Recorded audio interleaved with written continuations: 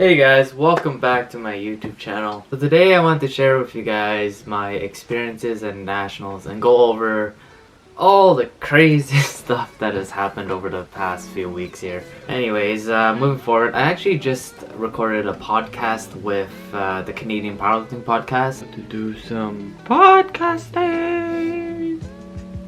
So if you guys would like to check that out, I will put the link below. Not sure when it's going to be released, probably on a Thursday sometime. In this video, I'm going to talk about a lot of the similar things that I talked about in the podcast, so I apologize if this seems redundant. So a couple of weeks ago, I competed at Nationals, and there's two videos out right now that you can watch. One of them is my journey to Saguenay, and the other one is my actual meet footage of the day. So I just want to start from the beginning in terms of traveling to Saguenay. Things started off pretty smooth, fly to Montreal, then Quebec City. But then in Quebec City, we were waiting for my friend's dad, who was taking a later flight, so then we could all drive up to Saguenay. Long story short, his plane actually didn't end up making it there, and we had to stay the night in Quebec City. And when we woke up, roads to Saguenay were closed, and it was pretty grim because we weren't really sure whether we were going to make it at the meet or not. I actually had a couple friends back in Edmonton who did not make it to the meet, unfortunately, because they couldn't find a flight. And the scary thing is, I was actually going to fly out with them, so had I not flown out a day earlier, I might have not even had the chance to compete in Nationals. And it was just such a humbling trip. It made me realize how one small little thing like the weather could just completely change everything. I mean, you might not even be able to lift, and all your training for the whole year leading up to your goals is just gone in an instant. So I was really humbled and happy that I was actually able to make it to Saguenay. Whoa, we made it! So yeah, we made it to Saguenay, and then the next day I competed. I made weight, weighed in at 65.2 kilos, and was warming up for squats, and they didn't really feel that good, but on the platform they felt okay. So my first attempt was 202.5 kilos, and that moves pretty good. And then I went to 215 kilos, which also moved good. And then I went to 220 kilos, but unfortunately my hip shot up, and yeah, I fell forward with the lift and I didn't make the lift. But that's okay.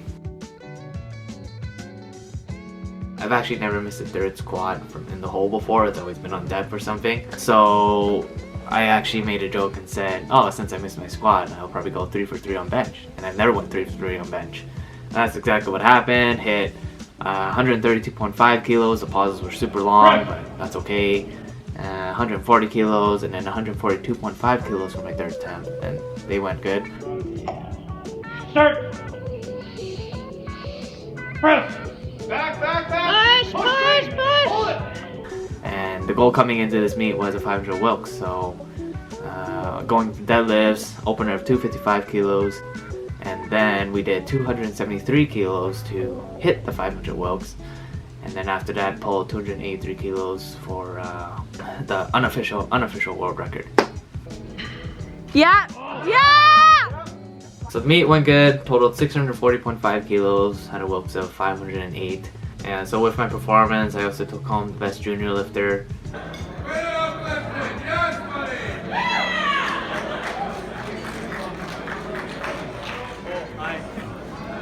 And yeah. But aside from the actual meet day, a lot of other crazy stuff happened. I mean, I started performing some therapy on people, trying to fix my friends, and to my surprise, actually a lot of them were fixed. And they felt a lot better after, which was awesome. And a cool story was actually my friend ran up to me and said, "Hey Clifton, can I bore you?" I'm like, "Yeah, what's up?" And then they're like, "We need you in the warm-up room. This guy's glute is cramping." So I ran to the warm-up room and I started trigger pointing his glutes, and he felt better after and was able to continue lifting, which was absolutely awesome. I was also able to commentate for the first time, which was super fun.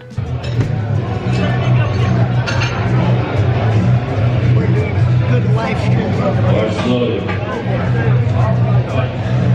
But probably the best memory of my life is pulling in the warm-up room. So after I pulled 283 kilos, I had an itch to pull more. Immediately after the meet, people were already warming up already, so I couldn't do it then and there. So the next day, I actually found some time to go to the warm-up room, and I started pulling. Decided to have a beer as well, just having fun with my friends. Ended up pulling, started with 1 red, 2 red, 3 red, 4 red. And then pulled 265 kilos. The beers? He's not giving one to the camera, keeping me on the straight and narrow. No, I was well. I'll be filming. Then I'll be happy. Dude, you can clean that. Per rep. Just snatch it. You don't want the 295. All right, here's the story. Things were actually moving okay, so loaded up 290 and I need our booth. Actually, it's a body Doesn't need no ammonia, he just needs beer. 20 viewers. We need 30 viewers, or the poll doesn't happen. No, I'm just kidding. You better get 300 on there. Oh man.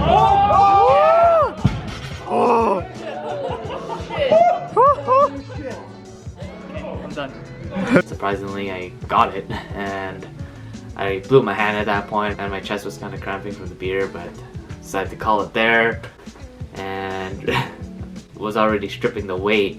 But then people came in the back and it's like, oh, you should try 300 kilos. Next thing you know, 300 kilos was on the bar, and then another person goes up to Gino, the spokesperson of powerlifting, the announcer, and it's just like, hey, did you know Clifton is pulling 300 kilos in the back? And Gino was like, what? Next thing you know, he starts announcing it, and everyone starts rushing to the back room, and I'm like, just look up, and everyone's there, and I'm just like losing my mind. It felt like a dream. 4.5 times his body weight. 4.5 times his body weight. Ladies and gentlemen, 300 kilos. This is Clifton Ford. 4.5 times his body weight. Come overhead, sumo hop. There was just so much love in the room. Everyone was just gathering around, watching me lift in the warm-up room, and it was just powerlifting. Everyone's watching each other, trying to lift the most amount of weight that they possibly can, and it didn't even matter whether it was on the platform or not. And it was just amazing. Come on, tear it up. Clifton Ford. And then, yeah, I tried to pull 300 kilos and I moved a little bit. Noticed my back position wasn't really set, so I rounded like a cat, but yeah, it was unreal. It was probably the most memorable moment of my life. Oh my god! Yeah, Nationals was a hell of a time. That was an unofficial world record attempt. Yeah, had an amazing time. Everyone was great. It was nice meeting everyone. And I just want to end off this video by saying thank you to everyone for your support. I really do appreciate it, everything that you guys do for me. And aside from that, I also want to give a special shout out to Calgary Barbell, Bryce Krawchuk, who actually ended up sponsoring Team Alberta. He just drew 10 names out of a hat and gave them each $120, which is just awesome. And I was fortunate enough to be able to be one of those names drawn. Actually, someone's name was drawn, and they said no, so and paid it forward, and I got drawn.